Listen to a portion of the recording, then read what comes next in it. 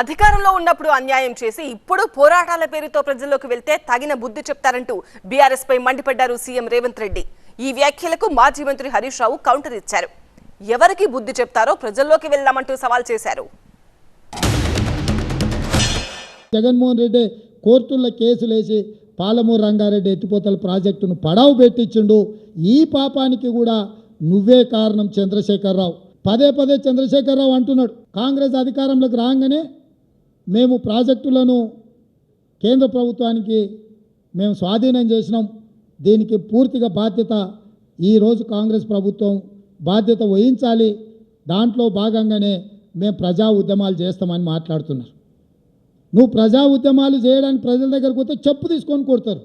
ఎందుకు అని అంటే మొత్తం పాపాల బైరోడివే నువ్వు. జనం చెప్పులతో కొట్టాలి. ఇప్పుడు ఎవరిని కొట్టాలి చెప్పులతో అని చెప్పిగా ప్రాజెక్టులు ఇచ్చింది ఎవరు? వీడియో సాక్షి చూపించినాయి కదా. ప్రాజెక్టులు ఇవాళ కేఆర్ఎంబీకి అప్పచెప్పే ప్రయత్నం ఎవరు చేసిండ్రు? మినిట్స్ ఆఫ్ ద మీటింగ్ ఏం చెప్తుంది? మీటింగ్ అయిన తర్వాత ఈఎన్సీలు బయటకు వచ్చి ఏం చెప్పిండ్రు? ఇప్పుడు ఎవరిని జనం చెప్పుతో కొట్టాలి? రేవంత్ రెడ్డి గారు మాకు మాట్లాడరాదా? కానీ మాకు సంస్కారం ఉంది.